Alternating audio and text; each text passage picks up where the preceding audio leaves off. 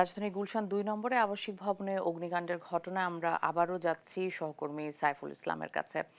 সাইফুল, আশেপাশের ভবনগুলোর কি অবস্থা দেখছেন আপনি, আর তদন্ত কমিটি এসেছে কিনা?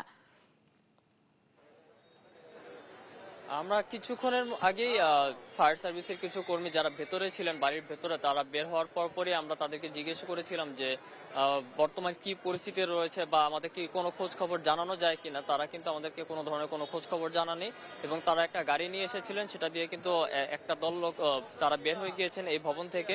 এবং আপনারা জানেন যে আশেপাশের ভবনে কিন্তু তেমন একটা কোনো ক্ষতিগ্রস্ততার শিকার হয়নি এবং এখানে যারা রয়েছেন তারা কিন্তু যথেষ্ট পরিমাণ প্রোটেকশন দিয়ে এই ভবনটিকে ঘিরে রেখেছেন এবং ভেতর থেকেও কোনো কিন্তু আমাদের এখন পর্যন্ত ইনফরমেশন বা কোনো ধরনের তথ্য বাড়ির ভেতরে এখনো কেউ আছেন কিনা বা বাড়ির ভেতরে কি অবস্থা এ ধরনের কিছু কিন্তু আমাদেরকে জানানো হচ্ছে না এবং আমরা জানতে পারছি না, যেহেতু পুরো বাড়িটি এখন পুলিশি তত্ত্বাবধানে রয়েছে। ভেতরে কিন্তু ফায়ার সার্ভিসের কর্মীরা এবং পর্যাপ্ত সংখ্যক পুলিশের ঊর্ধ্বতন কর্মকর্তারা রয়েছেন এখানে, তারা কাজ করছেন, দেখছেন যে কি অবস্থা এবং আশেপাশের বাড়িগুলো কিন্তু যারা আছে তারা কিন্তু স্বাভাবিক কাজকর্ম চালাচ্ছেন এবং এখানে যারা আছেন তাদের সাথে যদি আমরা একটু কথা বলতে চাই যে ভাই, আপনারা কি গতকাল এখানে ছিলেন বা আপনার কেউ কি বাড়িতে ছিল? না, তবে আমার ওয়াইফে থাকে।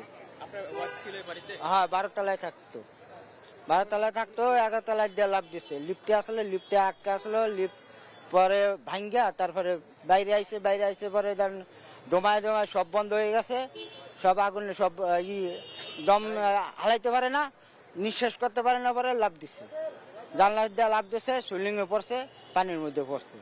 তবে এখন মোটামুটি তো আছে, তবে ডাক্তারের দেখা করতে দেয় না। তো এরা বলতে আছে তবে একটু চিন্তা করেন না, একটু ভালো আছে, তবে একটু সময় লাগবে চিকিৎসা করতে। সময় হাসপাতালে ভর্তি আছে। হাসপাতালের নাম কি জানি? ইউনিট হাসপাতাল, মেডিকেল। এখানে আইসি দেখতে আইসি, আর রাত্রে দেখতে পারি না, পরে এখন আইসি দেখতে। আপনারা যেটা শুনতে পাচ্ছিলেন যে এখানে একজন আছেন যার স্ত্রী গতকাল রাতে এই ভবন থেকে আগুন লাগার কারণে লাফ দিয়ে পড়ে গিয়েছেন বলে তিনি আমাদের কাছে দাবি করছেন এবং বর্তমানে তিনি হাসপাতালে চিকিৎসাধীন অবস্থায় আছেন এবং বর্তমান কি বাড়িটির কি পরিস্থিতি বা কিভাবে কি হলো তিনি কিন্তু এটা জানার জন্য এখানে এসেছেন এবং পাশাপাশি কিন্তু প্রচুর পরিমাণ উৎসুক যে দর্শক রয়েছেন তারা কিন্তু এই রাস্তাটিকে ঘিরে রেখেছেন এবং তারা কিন্তু দেখছেন যে কি অবস্থা। এবং আপনারা যদি দেখেন বাড়িটির কিন্তু যেখানে আগুন লেগেছিল সেই জায়গাটি কিন্তু অনেকটা কালো হয়ে গিয়েছে, ধোঁয়া পোড়া এবং আগুন যে লেগেছে এটা কিন্তু স্পষ্টভাবে বোঝা যাচ্ছে যে বাড়ি থেকে যে আগুনে কি পরিমাণ আগুন লেগেছিল, যার ফলে এখন বাড়িটি অনেকটা কালো হয়ে গিয়েছে।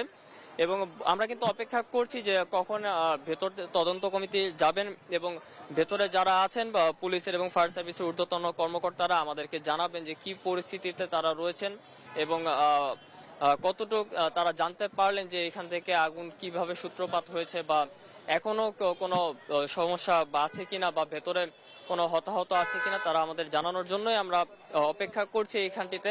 তবে আপনারা যদি দেখেন যে এখানে যে রাস্তা রয়েছে, রাস্তায় কিন্তু যান চলাচল গতকাল এই জায়গাটিতে কিন্তু প্রচুর পরিমাণ উৎসুক জনতার কারণে ফায়ার সার্ভিসের গাড়ি আসতে বাধা পাচ্ছিল এবং যান চলাচল যথেষ্ট পরিমাণ ব্যাহত হচ্ছিল, কিন্তু এখন কিন্তু রাস্তার যান চলাচল যথেষ্ট পরিমাণ স্বাভাবিক রয়েছে এবং মানুষজন আইন শৃঙ্খলা রক্ষাকারী বাহিনী যারা রয়েছেন তারা কিন্তু কিছুক্ষণ পরপরই এসে যান চলাচল স্বাভাবিক করার জন্য তারা এখানে কাজ করে যাচ্ছেন এবং পাশাপাশি কিন্তু সাধারণ মানুষ পাশাপাশি অন্যান্য টিভি চ্যানেল বা বিভিন্ন সংবাদকর্মীরা কিন্তু এখানে খুব অধীর আগ্রহ অপেক্ষা করছেন যে কোনো সংবাদ পাওয়া যায় কিনা বা কোনো একটা ইনফরমেশন জানা যায় কিনা যে কি হয়েছে এখানটিতে, সেটির জন্য এখানে তারা অপেক্ষা করছেন। তো এই ছিল আমার কাছে সর্বশেষ পরিস্থিতি এই গুলশান থেকে।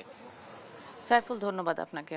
দর্শক, গুলশান ২ নম্বরে ভবনটির সবশেষ খবর জানছিলাম সহকর্মী সাইফুল ইসলামের কাছে।